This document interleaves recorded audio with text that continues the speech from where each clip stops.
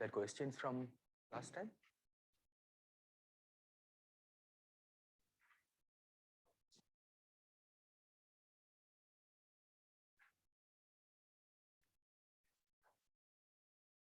Okay, so then let me begin. Okay. So last time we saw that we cannot construct a tensor out of the first derivative of the metric, okay, but there is a chance that we will be able to construct a tensor out of the second derivative of the metric. Okay. So today we are going to give you the explicit expression for a tensor that is constructed out of the second derivative of the metric. Okay. So for that, let me first introduce another quantity, okay, Christoffel symbol.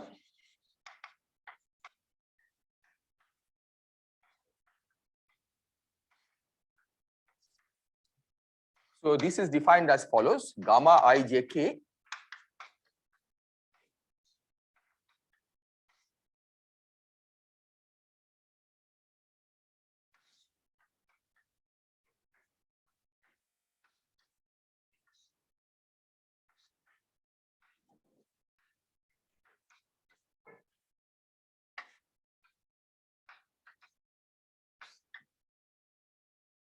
Okay, so this will play a useful role in what we'll be doing. Now, of course, from whatever we have discussed so far, we know that this cannot be a tensor, right? Because this is constructed only out of the first derivatives of the metric. And one can explicitly work out the transformation law of gamma because we have already figured out the transformation laws of these. Okay, and I'll leave it as an exercise to check.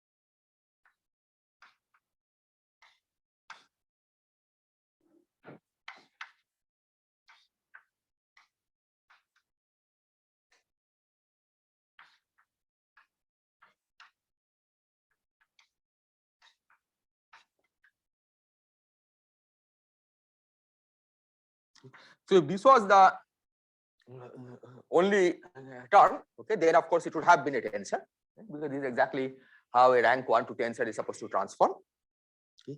But there is an extra piece.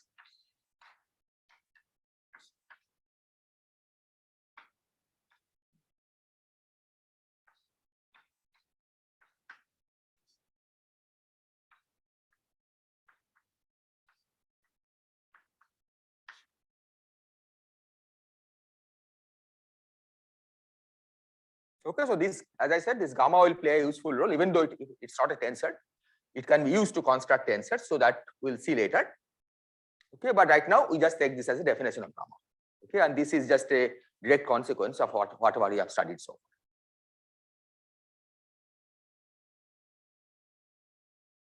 Is this clear? Okay, so now I'm going to give the tensor, okay, which is called the Riemann tensor.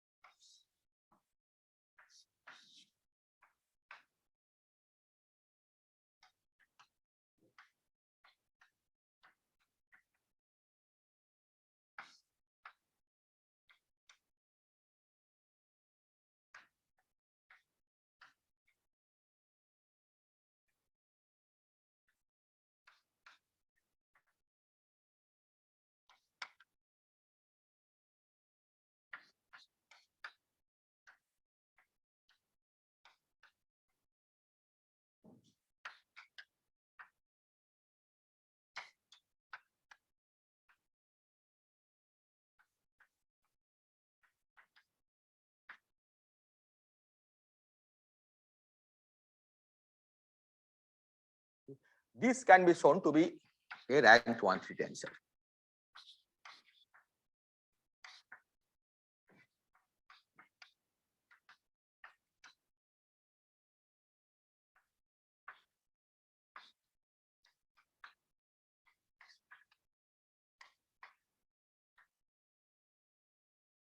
Okay, it's a straightforward algebra. Okay, once you know how gamma transforms, right, and once you know the expression for the Riemann tensor in terms of the gamma, right, you just have to substitute and check that all the terms cancel, all the extra terms that come from here cancel, okay, and we get a rank 1-3 tensor.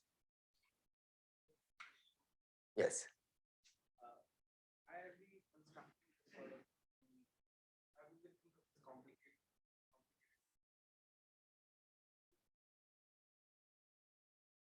Well, we'll see later the geometric interpretation of Riemann tensor.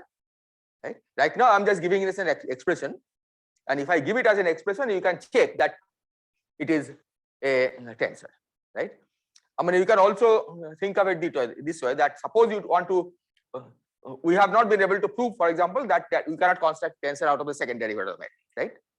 So you start with the second derivative of the metric, right, and then see what its transformation is, and try to take linear combinations of other things to cancel off the extra terms. Right? If you proceed that way, right, then eventually you will arrive at this expression over here. Okay, and we'll see that this is a unique expression that you can construct out of the second derivative, right, which is a tensor. Okay, so right now just take this as an algebraic expression that is given to you, right, and you can check that it is a tensor.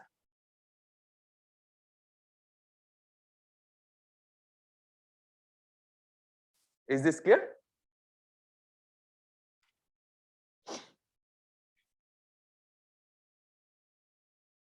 So once you have gotten a tensor, of course, now we can go back to the problem that we had posed at the beginning, right? How to distinguish between different spaces, because out of a tensor you can construct many scalars, right?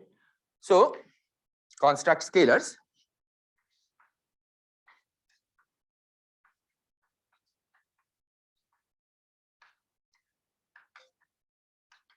But I should say that in different books, this convention is a little different, right? Sometimes what people call the Riemann tensor is a negative of what have you, right? It's a question of whether you put K here and L here or the other way first. Okay, so that you should be careful about that when you are comparing, I mean, reading out results from a book, right? You should check what convention they have used for the Riemann tensor. Okay, so you can construct scalars of this form.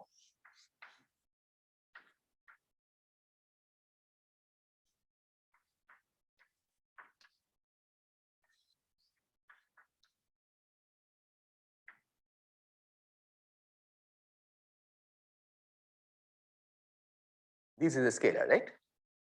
Because indices have been contracted, right? And this is a tensor, this is a tensor, so it's a scalar. Or we can take more complicated thing, R, I, J, K, L, R, E, Q, R, S.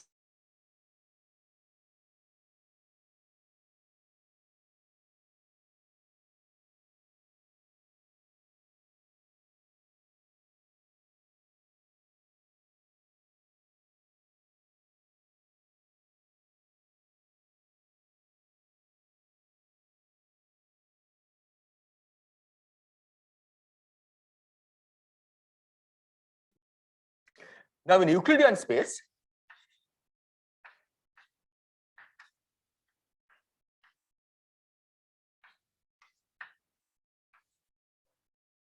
in Euclidean metric, let me put it this way, because sometimes Euclidean space, one has a slightly different meaning.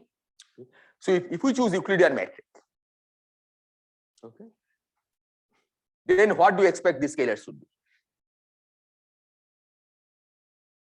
0. Why 0? Pardon?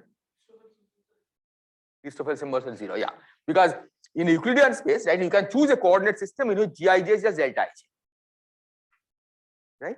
In that coordinate system, this is 0, right? And then so Riemann tensor will vanish. And if the Riemann tensor vanishes in any coordinate system, right, we have argued that the tensor remains 0 in all coordinate systems. Okay. So if we work, for example, with the polar coordinates, okay, then it's not so obvious that it is 0, right? Because in the polar coordinates, these are not 0, right? The metric depends on r, theta, phi, not phi, r and theta. right? So in polar coordinates, it will not be 0. But nevertheless, after you calculate the Riemann tensor, you should find that it is 0. Because Riemann tensor, right, once it vanishes in one coordinate system, it must vanish in all coordinate systems.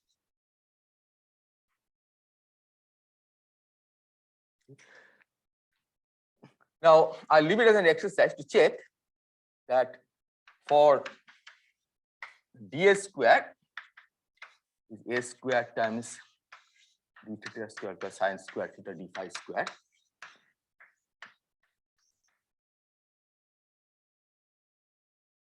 Okay, this is the metric on the surface of a sphere. For this quantity, this is sometimes called R. Okay, it has also a name, scalar curvature.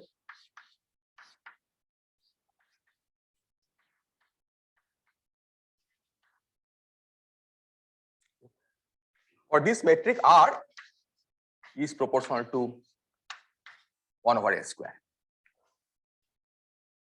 Okay, you just substitute, you use this metric, right? Calculate the Christoffel symbols, and then substitute and calculate the Riemann tensor, and you will find that the corresponding scalar curvature goes as R a to the minus 2. Pardon? This one, yeah, this is the definition, R. Okay, that's by contracting indices of the Riemann tensor. So this immediately tells us that this metric is not equivalent to flat metric. It is impossible to find a coordinate transformation that takes it into a flat metric because the scalars are different. This also tells us that different values of A correspond to different metrics. Then if you take two different values of A, you cannot find a coordinate transformation that takes one metric to another metric, because the scalar is different for different values of A. Okay. So for every A, you have a defined space, defined metric. Is this point clear? Okay.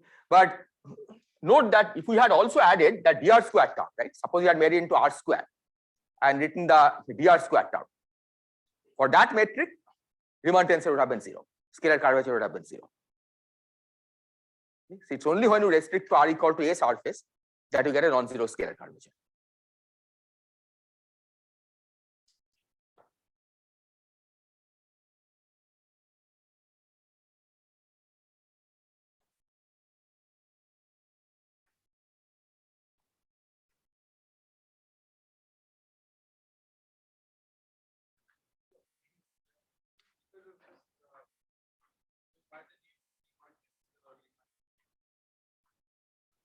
Well, that's because Riemann first found. Yeah, this tensor and the whole Riemannian geometry, the concept that you can have. Okay, I don't know whether Riemann is the one who actually first constructed from scratch. I think Gauss probably had it before, right? But Riemann formalized it. Okay? The fact that you can have different from Euclidean space, right? And for which the curvature is captured by the Riemann tensor, right?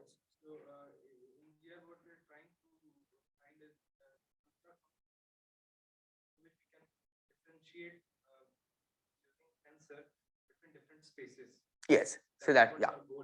Well, that's not the final goal. Final goal is to understand general relativity, right? But Riemann, for example, you use these to distinguish different spaces.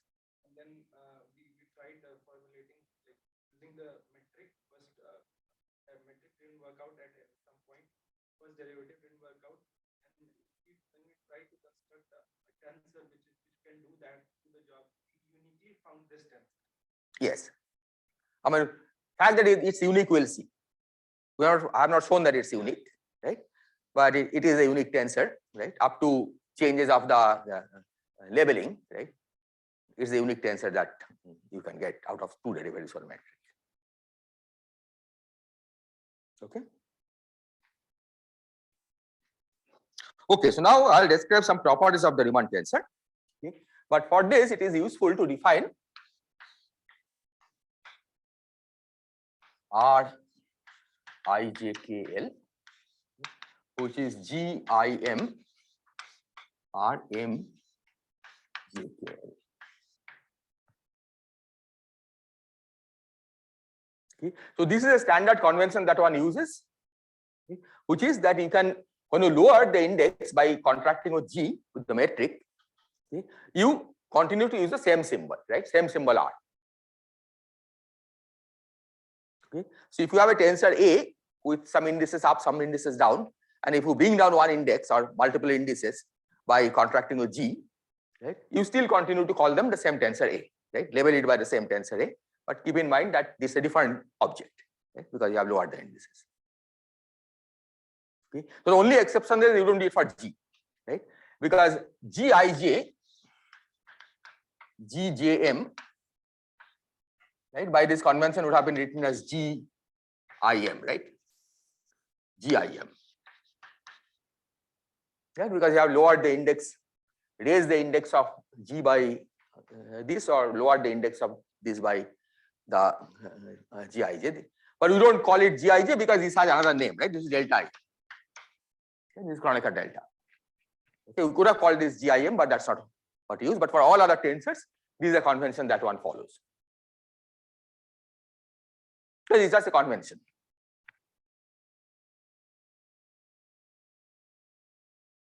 Okay. So now the properties of this are the following. The first, it's antisymmetric in the last two index.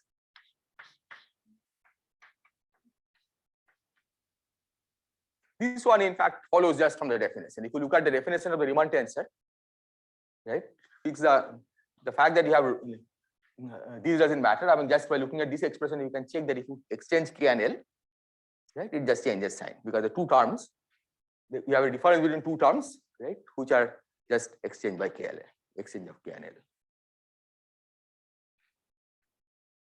L. Another relation which is a little less obvious, okay, but you can again show this. Okay, I'll give all this as an exercise. Okay, because after all of these can be expressed as just derivatives of the metric, right? So the way to show this is that express everything back in as derivatives of the metric and then check what happens under exchange of indices. So that this property is that it's also antisymmetric in the first two.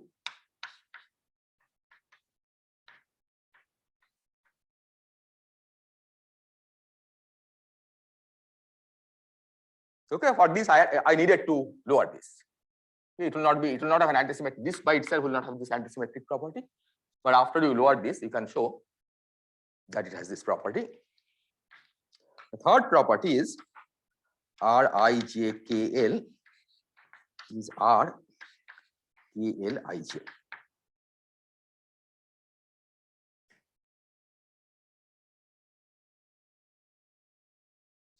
And then there is another property which is Rijkl plus R. You cyclically permute the last three indices.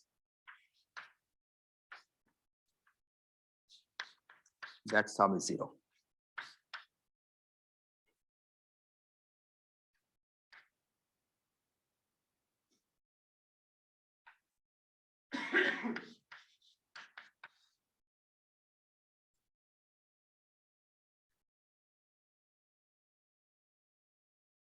Okay, again, this is some, all of these you can prove by writing the Riemann tensor just as derivative in terms of derivatives of the metric.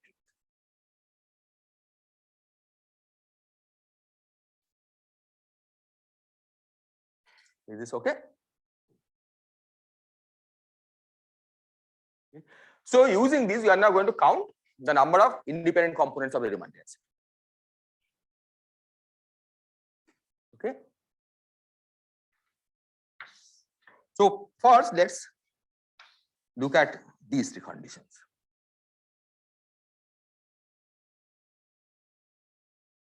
Okay. So the first one tells us that it's antisymmetric in K and L. Okay. So KL, this pair, how many values can it take? N into n minus 1 by 2, right? Because they are altogether n indices, so n into n minus 1 by 2.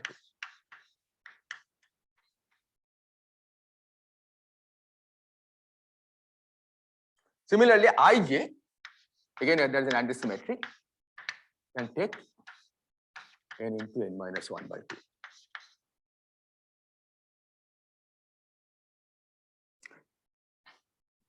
So after using this, how many independent components you have? After imposing all three conditions, right, how many components of R are independent? Pardon? N to the power 4 minus this. Okay, see, this is not the number of constraints, right? These are the number of allowed pairs. These are the number of independent KL that you can choose, right? So if you are counting the number of constants, you'll have to do it in a slightly different way. Okay? This tells us that KL, okay, that pair can take that if you specify this for fixed I and j. Okay? If you specify R I j KL for n times n minus 1 by 2 pairs KL, okay, then you have the information about R. This is as fixed I and j. Okay? Then say I equal to 1, j equal to 2. Okay. Now we are asking how many independent KL we have to specify R for.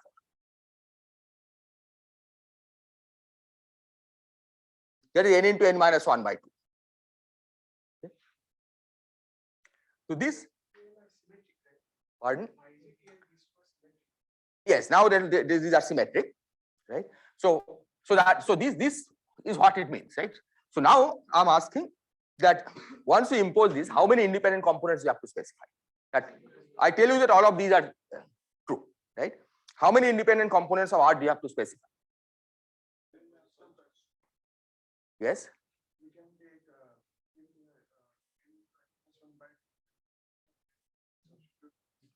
Okay, that's right.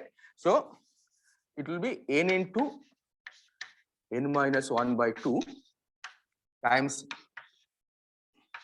n into n minus 1 by 2 plus 1 divided by 2. Is this counting clear? Right? So what I am saying is that suppose we impose all three conditions, then the number of independent components that we need to specify is this much.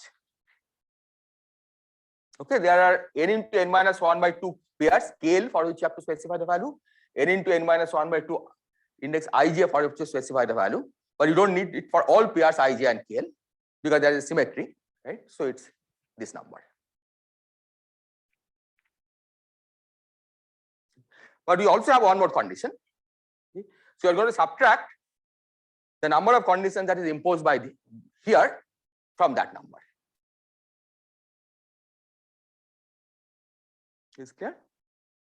Okay. Now here you have to do this counting a little more carefully. First, let me do it naively. Okay, what this counting will be. Right? So I can take any one of the n values. Right? In the JKL, okay, because it's antisymmetric in K and L, right? When you take this combination JKL plus KLJ plus LJK, right, this becomes totally antisymmetric under the exchange of LJ and K. Is this clear? Suppose you have AIJK, right? It's antisymmetric in J and K. I take AIJK plus AJKI plus AKIJ.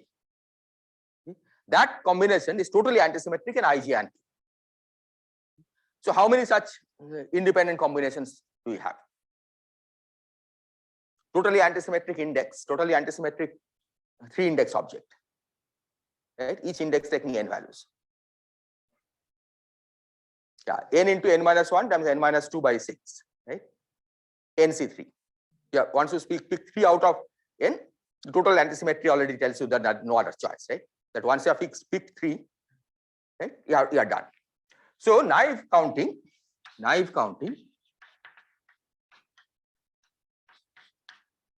tells us that 4 gives n times n into n minus 1 times n minus 2 by 6 conditions.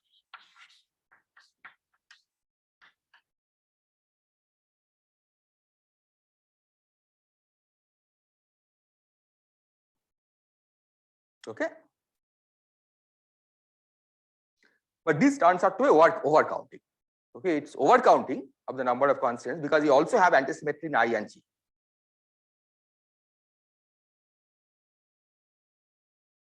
So this quantity that is appearing on the left hand side is actually totally antisymmetric in I, J, K, and L. J, K, and L, it's clear. If you exchange J and K, after you add this, you can easily check that it's antisymmetric. Okay, exchange J and K. So here, first of all, this of course is manifestly antisymmetric. The last two index. Here, if you exchange J and K, you will get Rijk, JL. Right? That's negative of RikLj. Right? So J and K exchange, it's clear it's antisymmetric. But Ij exchange, okay, this of course is manifestly antisymmetric. Clear? Right? Rij is supposed to be antisymmetric. Let's take I and J exchange. Right? Then this becomes RJKLi. RJKLi is negative of this. Where I can bring this JK in the front, and IL I can make minus Li. So this is totally antisymmetric in IJK and L. Okay, so this condition that we are getting, right, is something that the left hand side is totally antisymmetric in IJK and L. So how many such constants will there be? NC4, right? You have to pick 4 out of n, and then we don't need to specify anything else, right? Totally antisymmetric will tell us that the ordering doesn't matter. Okay, and the 4 have to be different. So this is overcounting. The actual number of constants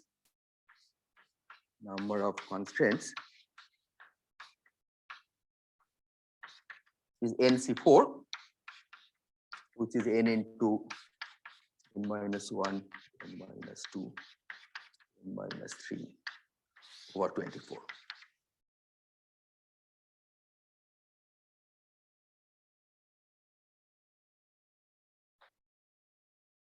Okay. So what we are going to do is to subtract this from here to find how many components of R are really independent. So number of independent constants, number of independent components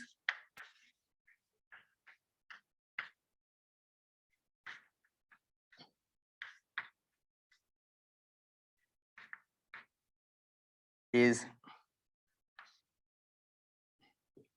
half n into n minus 1 by 2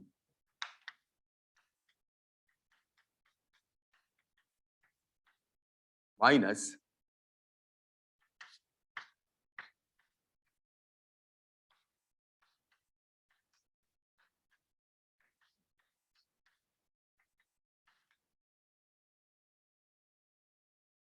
okay, so let's try to do this calculation. So this is 1 over 24 n into n minus 1 I'm going to take out.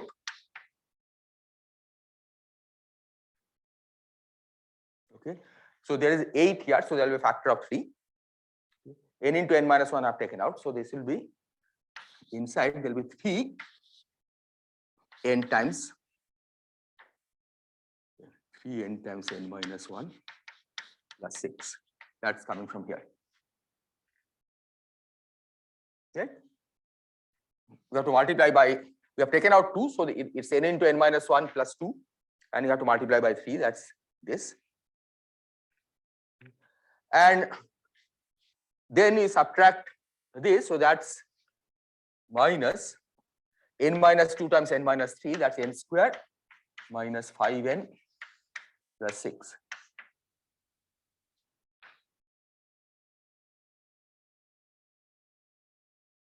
So at the end, see the 6 cancels, right? What you are left with, so this object is 2n squared minus 3n plus 5n plus 2n, which is 2n into n plus 1.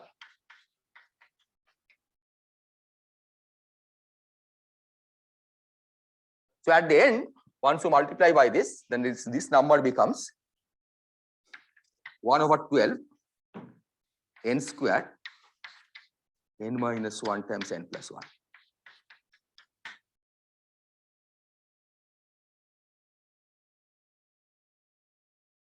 So Riemann tensor in n dimensions has these many independent components. So this number you saw anywhere? Yeah. What did you see it for?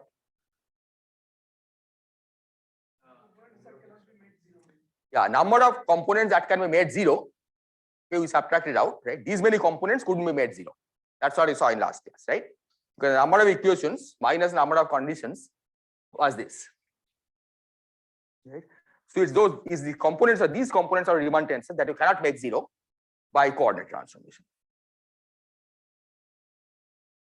Okay. And we see that for n equal to 1, it says that the Riemann tensor is identically 0. Right? So you don't locally all one-dimensional spaces are flat. For n equal to 2, you get, what number do you get for n equal to 2? I think you'll get only 1. Right? For n equal to 2, you get 112 times 4, 1 times 3, that's 1, right? Which basically means you only need one independent component, okay? And that is R1212. Right? So if it's antisymmetric in the first two and antisymmetric in the second two, right? Then the only choice is R1212. Right? That's the only independent component that you have in 2 dimensions. In 4 dimensions, you have more. Sorry, in 3 dimensions, you have more. In 4 dimensions, you have more. But this is the general formula of how many independent components R has. Okay? And this also indicates that you have gotten everything, right? Because the independent components of R match the number of components that you couldn't fix by coordinate transformation.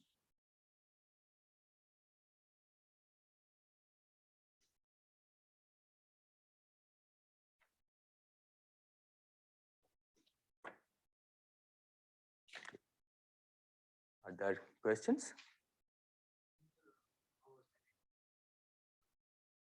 Oh, how is the NC4 coming? Oh, that's because this equation I argued, right? This the left hand side is totally antisymmetric in I, J, K, and L. Right? It was clearly totally antisymmetric in J, K, and L, and I also showed that it's antisymmetric under IJ exchange. Right? And using these two, you can show that it's totally antisymmetric under any pair of exchanges. Okay. So if it's totally antisymmetric under any pair of exchanges, right, then the number of independent choices of I, J, K, L, N is NC4. Right? You just have to specify what the 4 distinct numbers, right? And that gives you a unique constraint. Okay, that's how the NC4 comes. So this one also, it shows that this constraint becomes relevant only from n equal to 4 onwards, right? For n equal to 1, 2, and 3, right, this is trivial.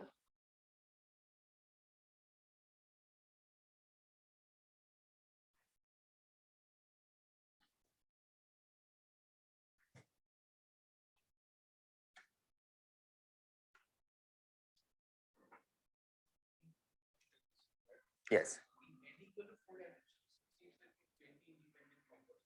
Yes. The scalar curvature then sufficient to identify any distinguished? No, certainly not. Right? 2 spaces with the same scalar curvature, right, could be different. Do you mean same scalar curvature locally or at all points? Say even at all points. Well, I mean, this analysis only shows locally. Okay. Yeah, but it could be at all points also. Right? For example, in 4 dimensions, right, it's constant scalar curvature, right? That is what is called the this de Sitter space is one example. Okay, cosmological constant, okay, gives you an equation where the scalar curvature is constant. But that certainly has more solutions than just what we call de Sitter. Okay, that's one of the solutions, but it has more solutions. Just the scalar curvature is not sufficient to completely. It's not a complete signature of the geometry. No, certainly not.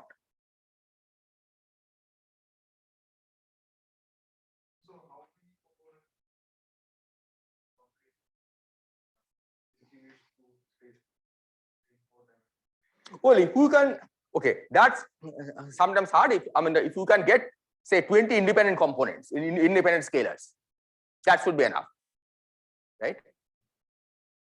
But you have to make sure that they are independent, the scalars that you construct.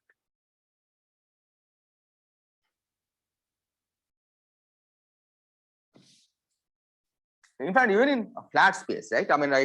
We'll see when you write down Einstein's equation.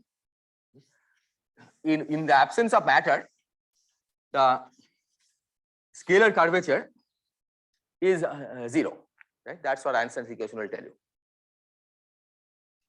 But between the sun and the earth, you have gravitational field, right? So the metric is not, it's not a flat metric, right? Even though there is no matter. Okay, so that's certainly an example where you can have a non-flat, the scalar curvature is 0, but the Riemann tensor is non-zero.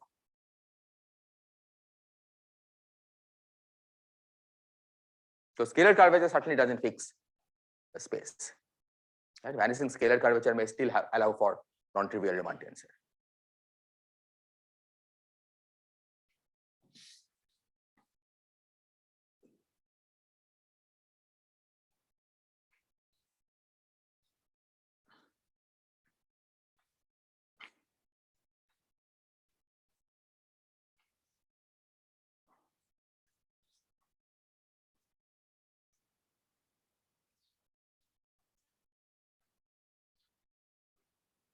Okay, so next thing we will study are derivatives of tensors. Okay, yes.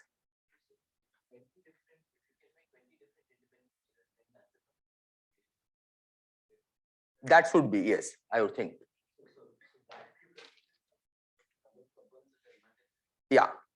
So two different spaces that differ at the Riemann tensor level are different. I mean, that's a statement. Two different spaces have the same Riemann tensor, they can't. Okay, actually, even they can maybe different because okay, they cannot be defined at the level of Riemann tensor, but the derivative of the Riemann tensor could be defined in principle, right? That one should check, yes, indeed. Yeah, I think if the two different spaces have the same Riemann tensor, but they have different covariant derivatives, right? It is possible that they are different. Yeah, 20 is still not enough. It's locally, you can say, is enough, right? But not at the level of the next derivative. The Riemann tensors are same. How can the covariant derivatives be different? I mean, the Riemann tensor only same, meaning the point wise it's same everywhere, right? Yes. Okay. Suppose the Riemann tensors are the same everywhere, right? The metric may be different, right? So it could happen that the covariant derivative is different. Okay, but I'm going to introduce covariant derivative first, and then we'll see. Okay. So now we want to study derivatives of tensors.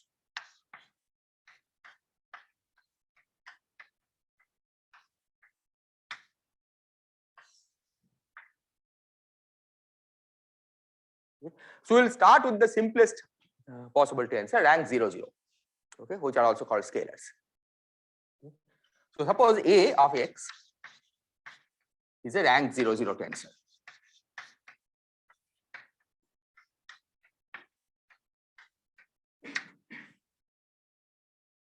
Okay, which means A prime of x prime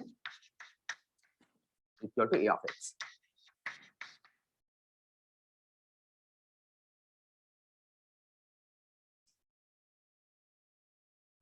Now I define some vk as the derivative of A of x.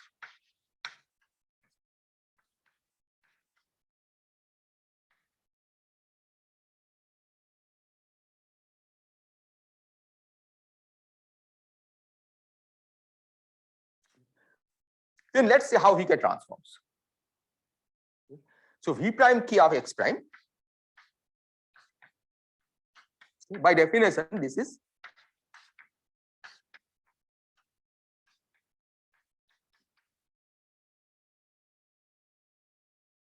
by definition. V prime k of x prime means that you write whatever we have defined in the new coordinate system. But we want to now see how it's related to Vk of x, namely this one. So for this, we write this. So derivative with respect to x prime k, I can write this.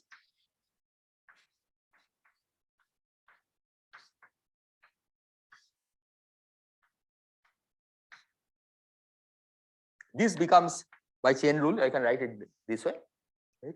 And a prime x prime is the same as ax, so I can write it as ax. Okay.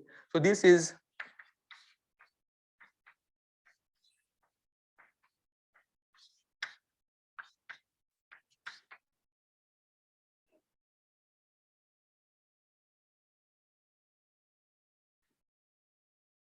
right, because sorry, VL. What did I do?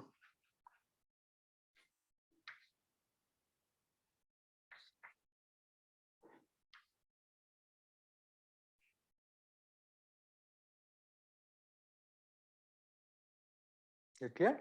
So what does this tell us? Is Vk a tensor or not? It is a tensor, right? It's a rank 0, 1 tensor, right? Covariant tensor. So this means that Vk is a tensor of rank 0, 1.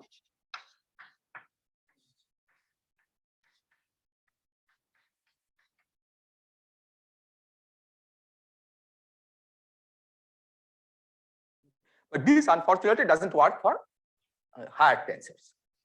Okay. So let me explain what I mean by this. Okay. So consider, suppose we have a rank PQ tensor.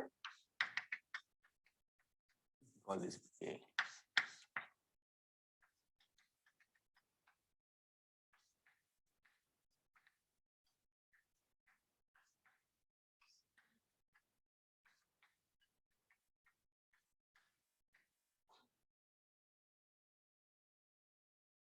Which means that A prime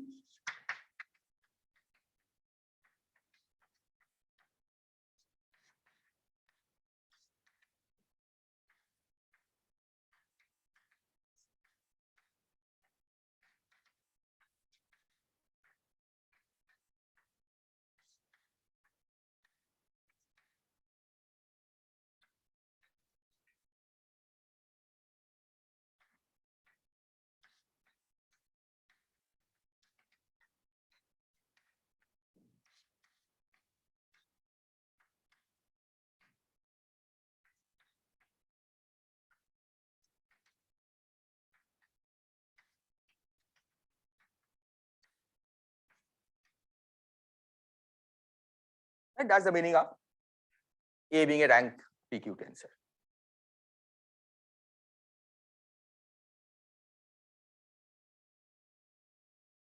Now I define as before Vk as the derivative of this.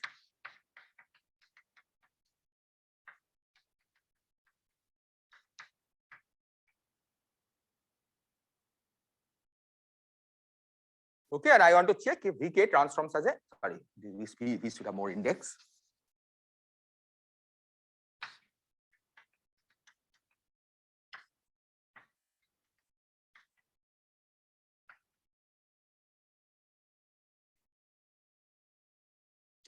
Yes, thank you.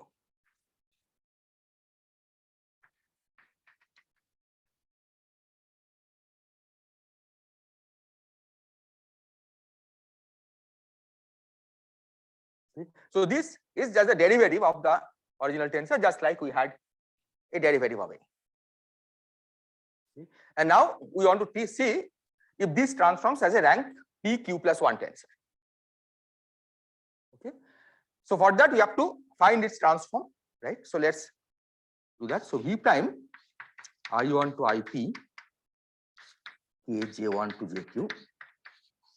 Okay, I'll not write out the expression, but this is roughly del x prime k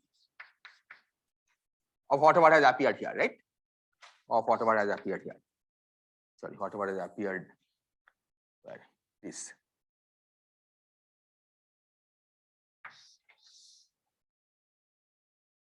Okay, let me write in terms of V prime. V prime I1 to I2, J1 to J2.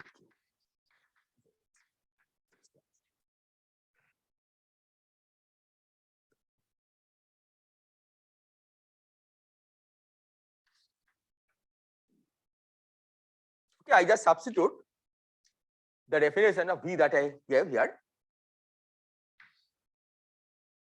This was the definition of V, right? When you write it by prime, I write everything prime on this side. And then for A prime, I substitute here whatever we have, because this is, of course, the tensor property of A. And you want to know if it transforms as a tensor. Okay. Now, I'll not write out the whole algebra, okay, but that's straightforward. The problem now is that this derivative is, when this derivative acts on this, we are okay. That's a term that is good, right? That's what we want for this to be a tensor. Okay, because then we can use the chain rule to write in terms of derivative respect to x, just like we did here. But this derivative is also going to act on these, right? Each of these factors. So those will be extra terms that are not supposed to be present in the transformation of a tensor. So that basically tells us that this is not a tensor. So this is not a tensor equal to various things. Okay, this I'm not going to write. Okay. So the conclusion is that V I1 to IP, J1 to JQ is not a tensor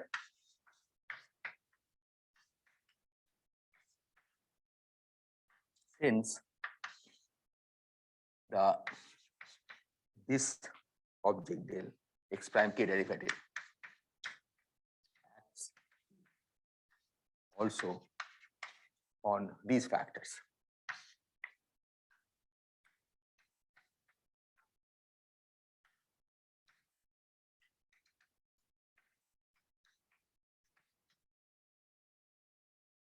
Okay, so whenever this acts on this, it gives extra terms, okay, which destroys the tensorial property.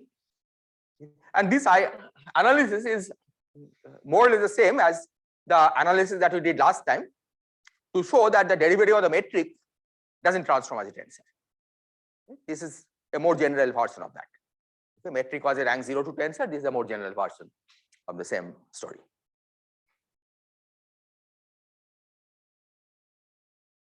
Is this clear? Are there questions?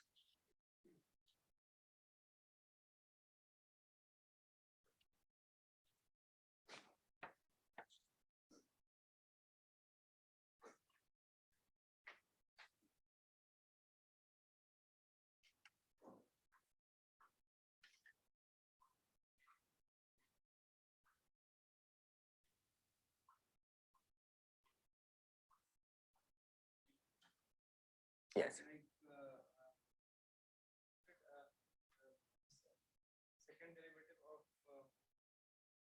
our tensor B comes down to Riemannian tensor. It happens always like take derivative first or second or third of any tensor. Whatever comes out, that's not tensor. Can we construct those quantities unique something to a tensor like Riemannian? Yeah, we are going to describe how to construct a tensor, right? But okay, it depends on what you mean by unique, right? See, it is never unique because you can always multiply something by Riemann tensor and get a tensor, right? So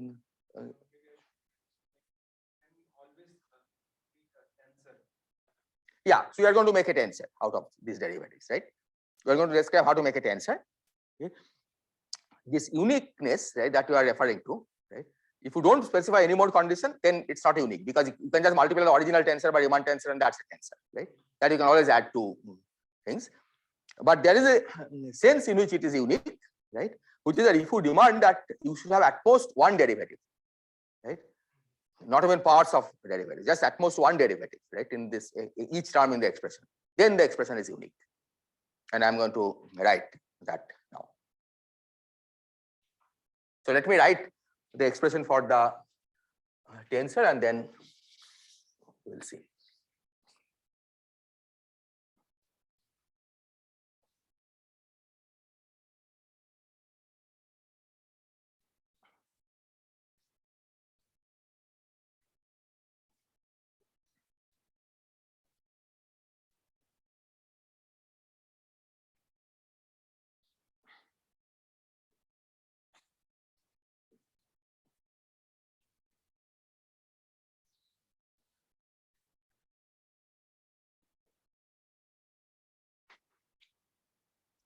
So we define covariant derivative.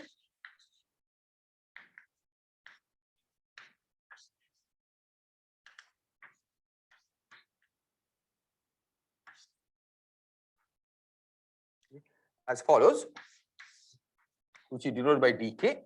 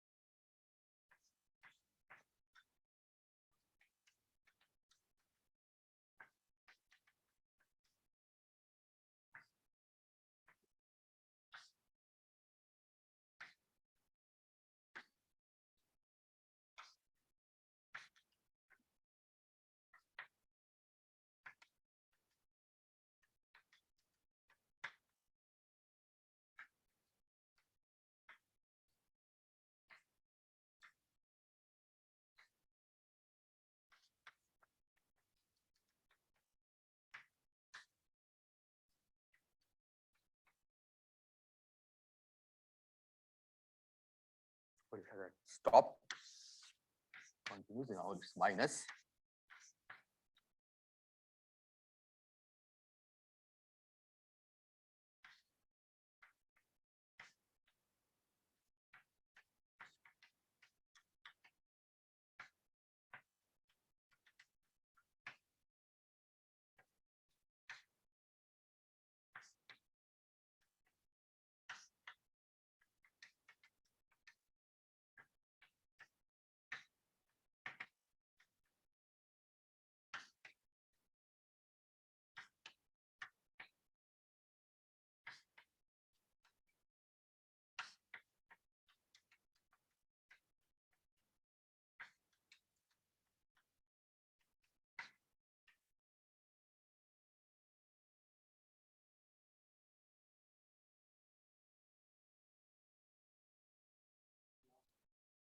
Minus, yes, thank you. All of these are minus.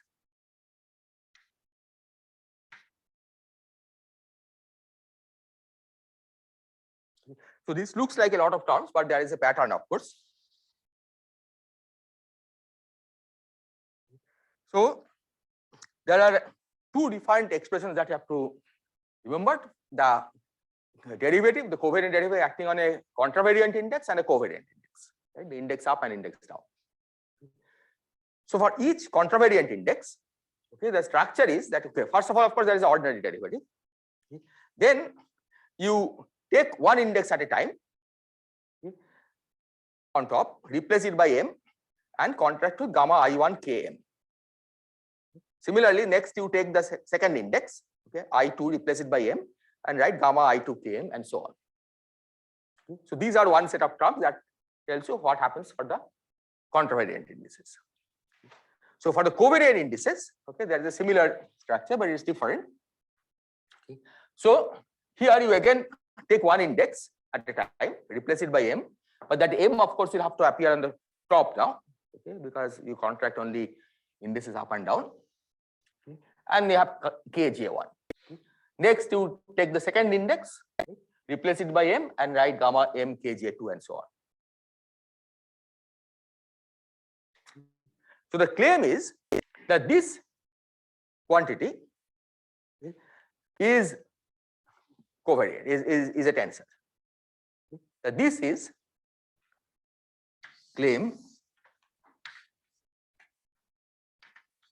this is a rank E U plus 1 tensor.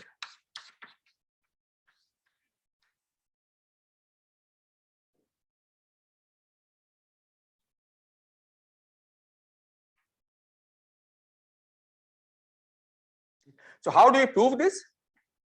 Basically, what one has to check is that the transformation of gamma, if you remember, the transformation of gamma had one term which is like tensor-like property, and there's an extra piece. That extra piece that had that the gamma transformation had is going to cancel when this derivative is going to act on that extra term that we found in this. Okay. And this happens term by term, right? Pairwise. Right? So it's not that you have to combine all terms at one go and then check the cancellation. Right? Take this derivative, right? Because of this index I1, right? There is an extra term because that in the transformation law there would have been a term like del x prime I1 del x L1. Okay. On this, you will have a derivative. So this would have been an extra term that comes in the transformation law of that index. That this you can show cancels against the extra term that comes from here. Okay, the transformation of gamma. Right. One term is like a tensor that doesn't bother us. The other one, which doesn't look like a tensor, that exactly cancels that extra piece. Similarly, this one cancels the extra piece where it's I2, L2, and so on. Question. Yes. The cancellation is after transformation, right? The gamma should also transform. Yes, exactly. So this is the expression, right? Now, when you write the prime version of this, right, we saw that these had some extra terms. The transformation of these had some extra terms because this derivative would act on that term. Yeah. So maybe I should have.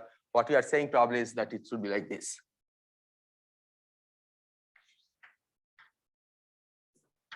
At least for that one, we would have to after transformation. That's the kind of term we had found in the transformation of this. Okay, and that will cancel the for a similar transformation of gamma prime, I1Km, when you write in terms of the gamma, right, there is an extra piece, right, that those two pieces will cancel. This is again straightforward algebra, right? But I think it's better done at home than on the board. But it's nothing more than just algebra, right? You have to check that this is true. And then similarly, as I said, these will cancel the extra pieces that comes from the transformation of the covariant indices, okay, of these indices.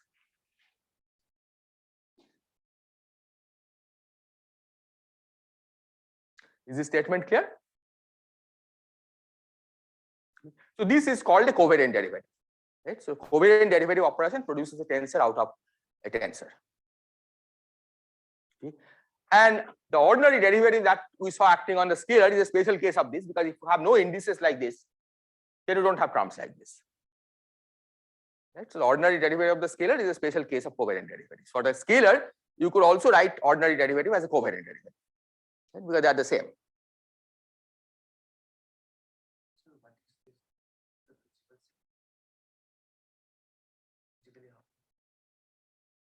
Okay, physically, you can think of it in the following way, that if you take ordinary derivative, right, that's not very meaningful because that is coordinate dependent concept, right? Because it depends on how you have chosen your coordinate system. Under a change of coordinate system, ordinary derivatives change, right?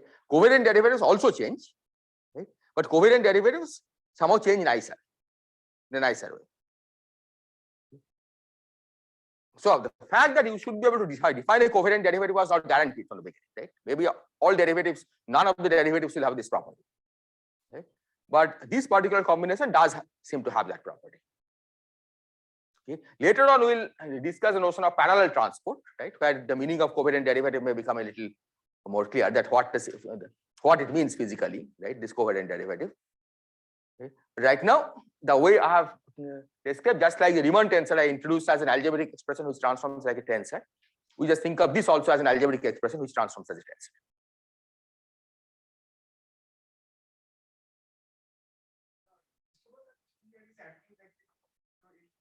When we do case study, we have the H3 term which cancels the local transformation. So is it It is similar, yeah. Yeah, it's like in electromagnetism we do something similar, right? That when we have charged particle, right? The ordinary derivatives are not gauge invariant, but the covariant derivatives are.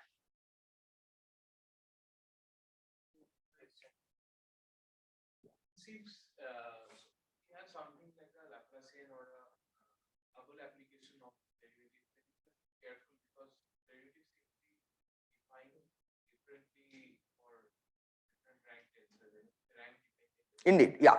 So if you want to apply another DL, right, then you also have to have extra term because of the scale index. That is true, right? The derivative depends on the rank of the index. So on the scalar, for example, right, suppose you want to define a double derivative of a scalar. Okay? The first one is an ordinary derivative. Second one is not. Because once you have applied the first one, it has become a covariant vector, right? So the second one will include a term like this.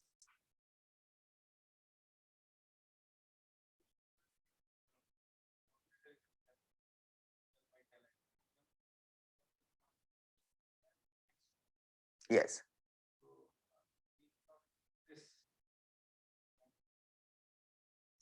Yeah. So this you can say, okay. So this question, okay, is not meaningful here because that how x changes, but x, which coordinate you want to change, right? Depending on which coordinate you want to change, you may get a defined answer. Right? So it's not a coordinate independent notion. So the best we can say is that this covariant derivative, right, becomes an ordinary derivative in a particular coordinate system in which gamma is 0. Right?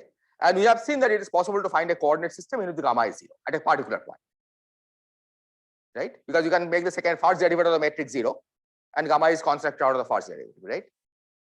So you can say covariant derivatives, right, are derivatives in that particular coordinate system in which the first derivative of the metric has been made 0. Exactly. So in that particular coordinate system, the covariant derivatives are the same as ordinary derivatives. Right? That's one way to interpret what covariant derivative is. That it's an ordinary derivative, but in a very special coordinate system.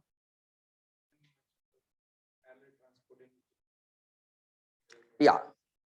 Well, okay, parallel transport will also be like that.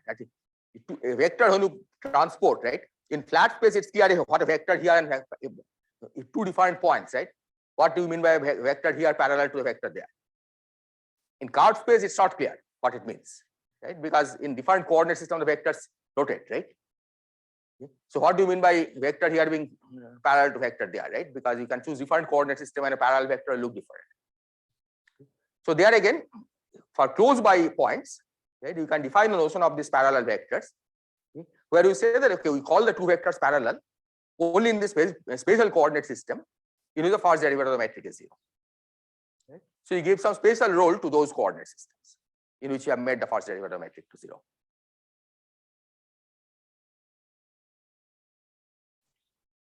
So essentially the point is you define various notions by trying to go as close to the Euclidean definition as possible, right? And the Euclidean metric, of course, has a property that all derivatives vanish. Right? That you cannot achieve, but at least go as close as you can, which means first take the first derivative vanishing, and you define all the usual notions in that coordinate system. Okay, the same you can say here, right? The covariant derivative, right? But this is the derivative in a coordinate system in which the first derivative of the metric is 0. Okay, now this is useful because this has some nice properties, okay, which makes it look like ordinary derivative, which are shared by ordinary derivative. Okay. And that is that if we apply a covariant derivative on the product of two tensors, it acts as if it's an ordinary derivative. Okay, so let me explain what I mean by that. Okay. So take dk of a I1 to IP, C1 to JQ, and then B A1 to AS, L1 LR. So this is a rank PQ tensor, this is a rank SR tensor. Right? So the product, as we discussed, is a rank P plus R and P plus S, Q plus R tensor. This is a tensor of rank. So this quantity has rank P plus S, Q plus R.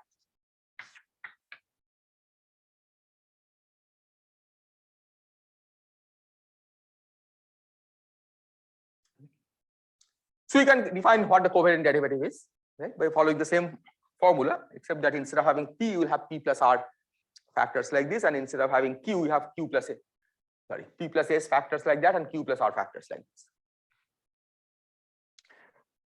What one can show, and this is more or less straightforward to see, is that this is given by dk I1 to IP, A1 to JQ.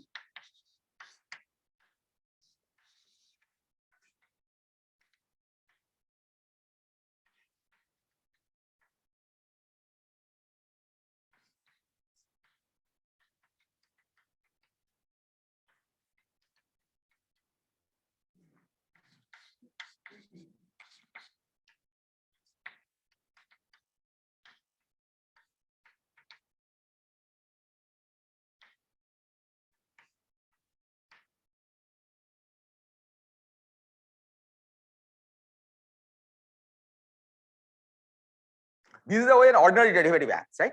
Ordinary derivative acting on the product of two terms is the derivative of the first term times the second term, and the first term times the derivative of the second term. Covariant derivative has exactly the same property. Okay, that follows from this definition. Okay, because the first term in the covariant derivative is just the ordinary derivative acting on the product of those two terms, right? That will have the ordinary derivative of the first term times the second term, and first term times the second ordinary derivative of the second term. These terms, okay, we can see that if you have P plus S as, yeah, instead of having P terms, you will have P plus S terms like this, right? And then similarly Q plus R terms like this. So those P plus S terms, right, you can distribute as to P terms of P of these terms and S of these terms. Similarly, Q plus R terms, you will have Q of those will be part of this, and S of those will be part of these, or R of those will be part of this. So this is a straightforward exercise, but check this.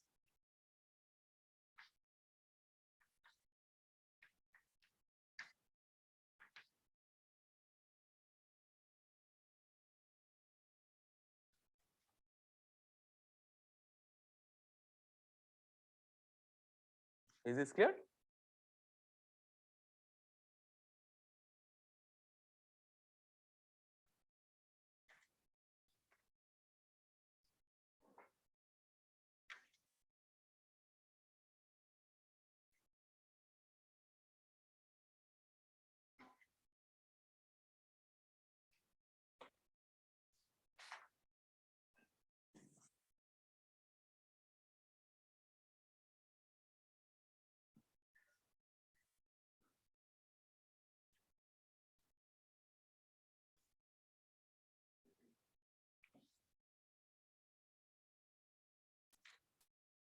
Now we have a puzzle, because last time we said that you cannot construct a tensor out of a single derivative of G, right?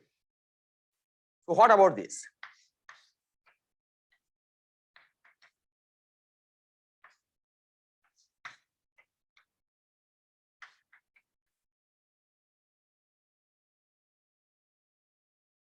These have to be tensors, right?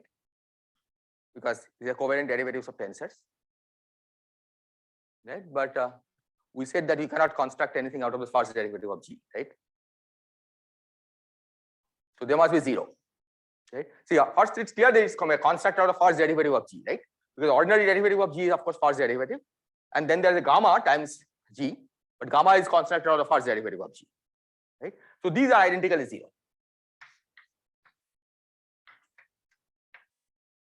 So again, exercise, check this using the definition of gamma.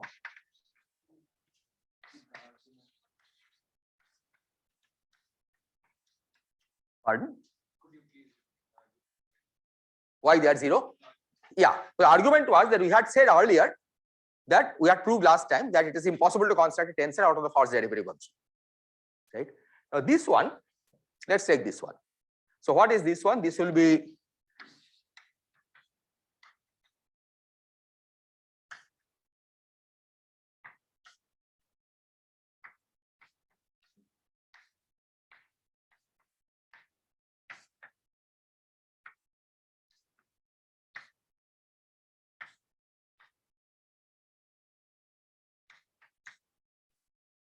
okay, this is the expression for that object, right? So this in has only first derivative of G, right? Gamma has only first derivative of G because the expression for gamma that we wrote down has first derivative of G, right? So this is the whole thing is constructed out of the first derivative of G, right? So it better be 0, right? Because otherwise you will get a tensor. This clearly, if it's non-zero, it's a tensor by the general argument, right? Because it's a covariant derivative of a tensor. So it better be 0, right? And this you can explicitly check using the expression for gamma.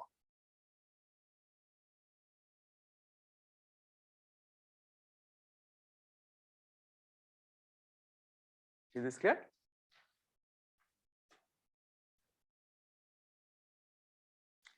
Now it also follows as a consequence of this that covariant derivative of delta jk is 0.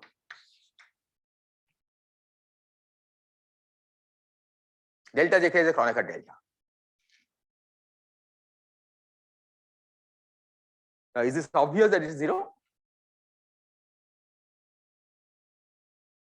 Ordinary derivative it would have been 0. Ordinary derivative of delta jk is Kronecker delta, right? So clearly ordinary derivative is 0. We can construct this by using two metrics. Exactly, we can construct this using two metrics, right? So this is di of g jm gmk, right? And then we use this formula, that formula over there, that the covariant derivative acting on the product of two tensors is the covariant derivative of the first tensor times the second one, and first one times the covariant derivative of the second one, right? Each of them are individually 0. So this must be 0. Okay, but of course you can also check this explicitly, right? Because you know the definition of this, right? Think of this as a rank 1 tensor and apply the definition that I have given. Okay, using the definition also you should be able to check that this is 0, right? Namely the first term of course is 0, ordinary derivative, right? There will be two more terms, one of this plus kind, one of the minus kind, right? Because one index is up, one index is down, and you have to check that those two terms exactly cancel.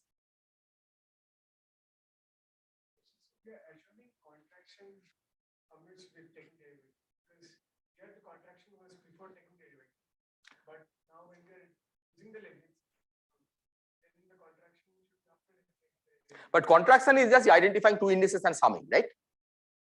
So I think what we are assuming, I think what we are getting at is that we have assumed that and this,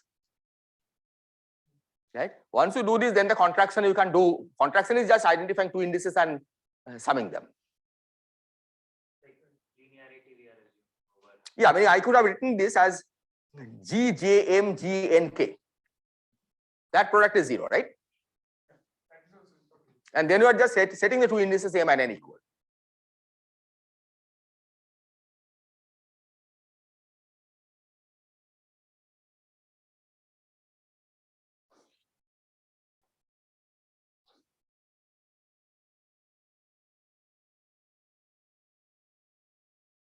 Okay, any other question?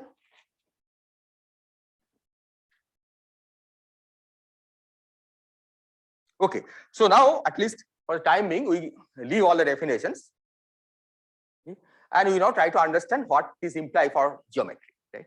How to make connection to some geometric properties. So Riemann tensor we have already seen somehow knows about the fact that the space is curved, right? Because the surface of a sphere has non-vanishing Riemann tensor, flat Euclidean space has a 0 Riemann tensor. Okay. So next thing we want to introduce is the notion of a straight line, right? In Euclidean space, you have the notion of a straight line. Okay. So how do you define a straight line in Euclidean space? Shortest distance between 2 points, right? That's a straight line. So we are going to define the analog of the straight line in a curved space in the same way, that it's the shortest path between 2 points. But in fact, we will make it a little more general. We will not demand that it's necessarily the shortest path, but it's extremal path, right? It's either minimum or maximum, okay, or maybe a saddle point, right? That, which means that any variation of the path that you take should give you 0 to first order. That's the meaning of extremal path. In Euclidean space, right, if you take any variation to first order, the variation is 0. Is that clear? If you take, maybe I should make that point clear first.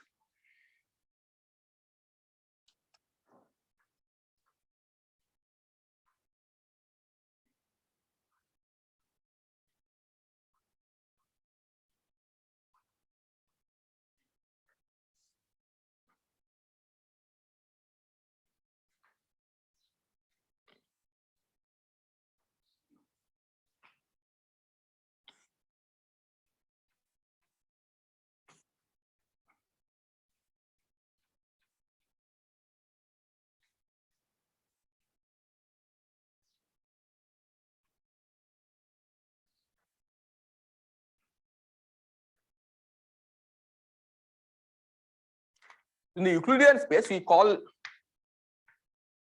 is a straight line, right? To look at the shortest path. But this also has another feature, that if you take slight variation,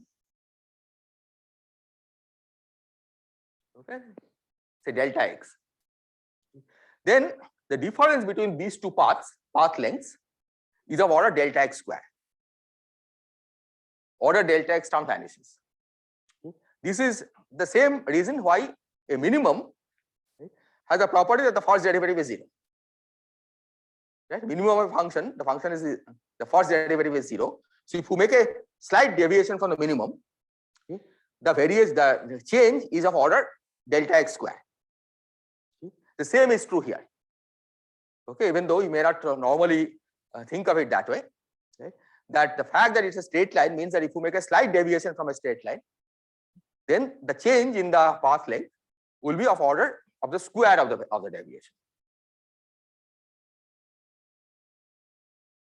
Okay. So this is the principle we are going to use for the curved space. Okay. So let's take 2 points, A and B, and take some path C connecting those 2 points.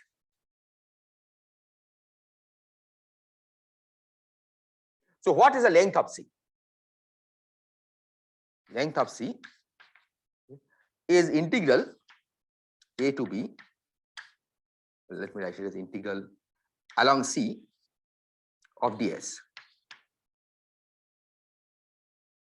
Right? ds is the infinitesimal distances.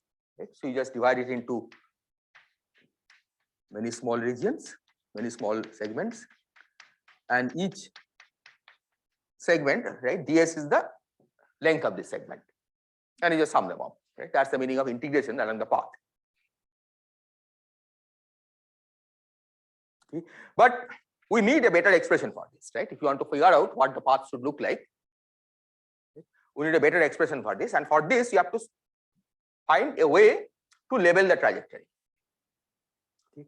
Now, normally, say in 3 dimensions, right? Suppose you are trying to label a trajectory. The way one does it is that you can say we will specify y and z as a function of x, right? Or x and y as a function of z. Okay. Curve is described by specifying 2 coordinates in terms of the third one. But there is another way of specifying a curve, which is to specify x, y, and z as a function of a new parameter, right? Which you can call u. Right? A new parameter is some intrinsic parameter that describes the curve. Okay, so u is some parameter along the path, and this point we can always choose u equal to 0, and this point we will call u equal to 1. Okay. So in this language, this path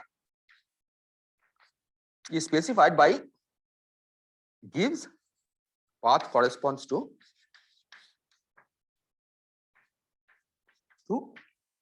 given x of u. Okay, which as a vector is x1 of u, x2 of u.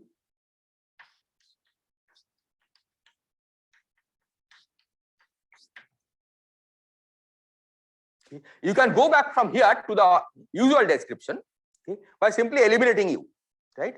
So you use this function to write u in terms of x1 because this is some given function, right? So you can use this to write u as a function of x1 and then substitute here to describe x2, x3, etc. Is this point clear? Okay, if you are not familiar with the parameterized form, let me describe, right? Let's take x, y, z, three-dimensional space, right? So if we write x equal to a plus bu, a1 plus b1u, y equal to a2 plus b2u, and z equal to a3 plus b3u. This describes a straight line in three-dimensional space. And to see this, if you want to think of this in the more familiar form, where you specify y and z as a function of x, right? All you will do is that this will tell us that u is x minus a1 over b1, right?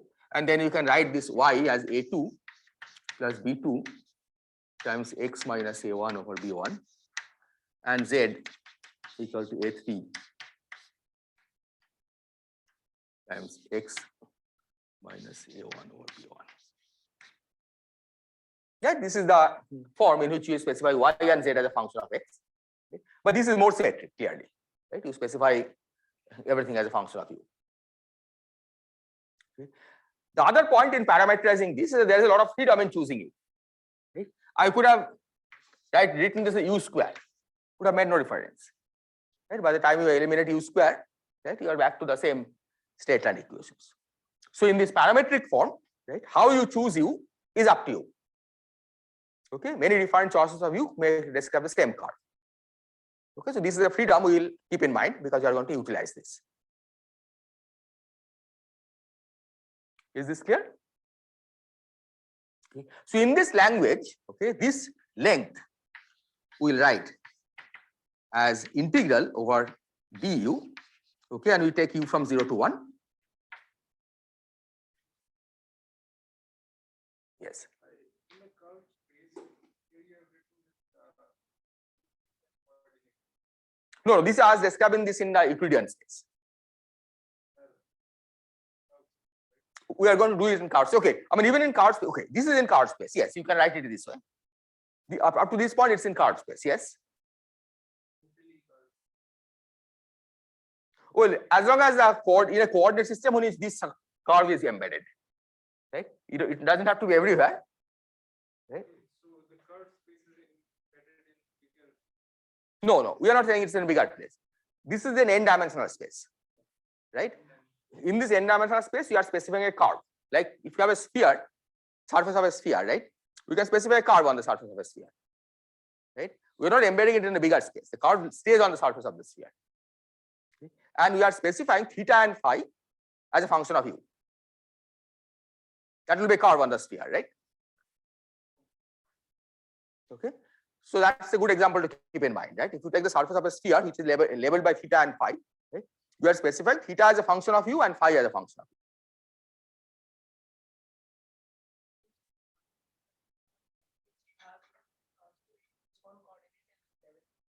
Exactly.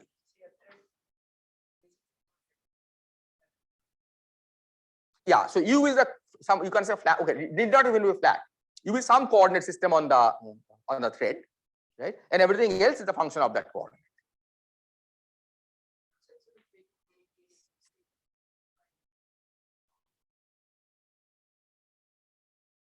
All of the coefficients.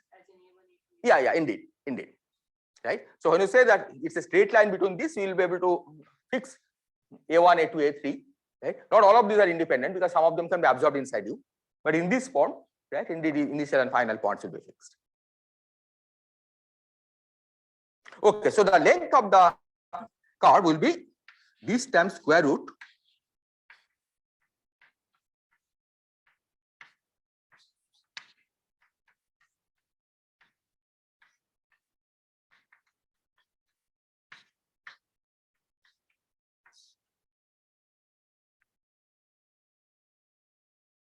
Okay, so let us see if we agree with this, right? Square root of dxi du, you can take this inside infinitesimal u, right? It will be square root of dxi dxj gij. That is the infinitesimal length. Right? That's by definition is the length element. Right? So this is the expression for the length of the curve.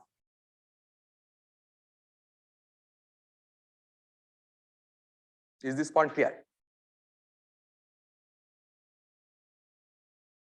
Okay, this is also valid in flat space. If you are draw an arbitrary curve in flat space, right, you just put dij equal to delta ij and you can write the expression for the curve this way, the length of the curve this way.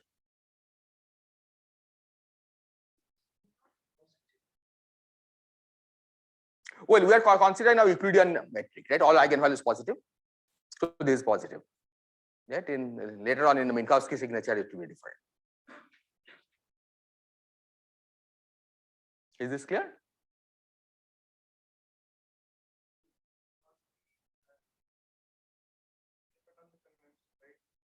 Yes. So let's not go to Minkowski yet, right?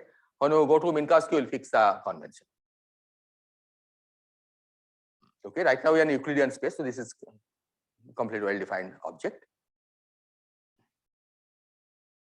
Is this clear? What we have done? Okay. Euclidean signature, yes. The Gij has positive eigenvalues. Right? That's all I mean. Okay. Now we want to see under what condition C is a straight line, an analog of a straight line. Okay, and the analog of the straight line are called geodesics. So C is a geodesic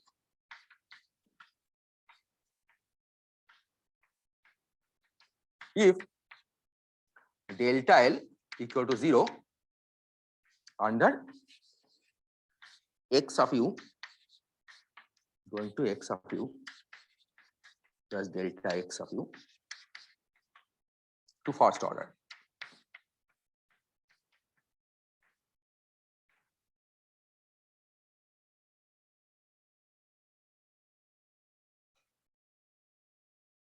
Okay. So in other words, this is defined for any curve. Okay. This is defined for any curve. Okay. We are saying that we want to see under what condition whether the curve is a geodesic or not. Okay, the analog of a straight line. The way we are going to test it is that we take arbitrary variation, okay, put the endpoints fixed. Okay, from the same point to same point. That means x1 and the vector has the same value at 0 and 1, so delta x must vanish at the two endpoints. Okay. Subject to that, we make an arbitrary variation. Okay. And we need to demand that this delta L should be 0 plus order delta x square, okay, which we will not worry about. Okay, but the order delta x term must vanish. Okay, this is what we use also in variational principle. So this is the definition of a geodesy. Okay. So next time we are going to actually derive an equation for the geodesy using this variational principle. Okay, just like we derive the classical equations of motion by extremizing the Lagrangian, the action right along a path. Okay, so you can think of this from that perspective, that this is as if an action and you are extremizing it to find a classical trajectory, except that this is not a classical mechanical system, it's just pure geometry.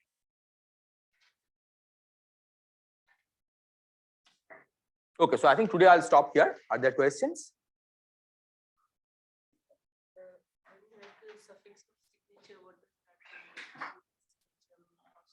Well, signature basically means that the metric has all positive eigenvalues, right? So the Minkowski signature will mean metric has one negative eigenvalue and three positive eigenvalues, or the vice versa, right? Depending on how you define the metric.